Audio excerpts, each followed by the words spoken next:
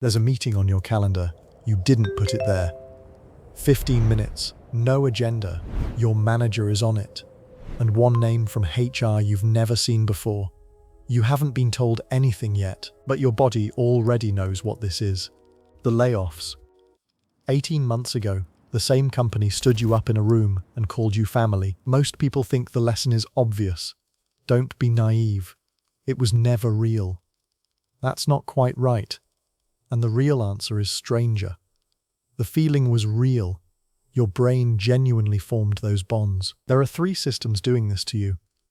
The third one has a name. And it didn't come from a business school. It came from a cult. We'll come back to that later. In 2003, a neuroscientist named Naomi Eisenberger ran a study at UCLA. She put people in a brain scanner to play a simple online game of catch. What they didn't know, the other players were a program, and it was set to freeze them out. A pointless game. Strangers they'd never meet. Their brains lit up in the exact same place as physical pain. Being left out of a fake game registered like a broken bone. Here's why. For almost all of human history, you did not survive alone. To be cast out of the tribe wasn't an inconvenience. It was a death sentence. So evolution wired social rejection into the same alarm as a physical injury. You're running that exact wiring right now at a job. In an economy that didn't exist when it was built. But that wiring would be harmless if no one had figured out how to use it. And someone did. They measured it. Gallup has a famous workplace survey thousands of companies use. Most questions are what you'd expect. And then there's question 10. I have a best friend at work. Not a colleague. A best friend. One of the most influential workplace metrics on Earth is measuring whether your employer got you to form a family-grade bond on the premises. Because that bond is what makes you stay late, defend them, and not leave. So look at what the modern workplace does. The retreats. The founder's origin story told like scripture. The mission that's never a product, always changing the world. The hoodies with your name on them. None of that is a perk. It's bonding machinery, built to make a payroll relationship feel like a tribe. And it gets worse. Because underneath it, there was always a contract you never read. In 1989, a psychologist named Denise Rousseau named it the psychological contract. The deal that's never written down. Give us your loyalty, your evenings, your identity, and we'll take care of you. You're one of us now. You never signed that. And yet it's the contract you actually live by. The written contract was always clear. Your job can end any time, for almost any reason. But that's not the contract your nervous system was running on.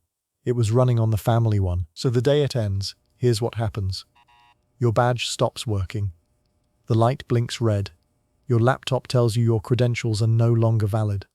You're removed from the Slack you were typing in that morning, and your name turns grey. That fast. That clean. Nobody home. To the company, that's offboarding. To the oldest part of your brain, it's exile, and it reaches for the only word it has, grief.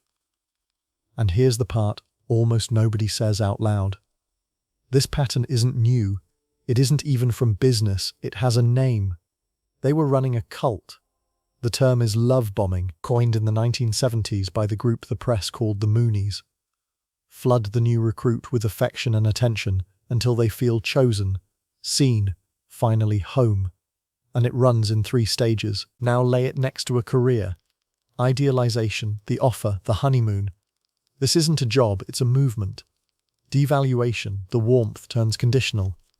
You start to feel less like family and more like a line item, because you always were one. Discard, the 15-minute meeting with no subject line. But no one designed this. The founder who calls the team family usually means it. The pattern survives because it works, so it gets copied. Until we're a family is just what every company says, and no one remembers deciding to.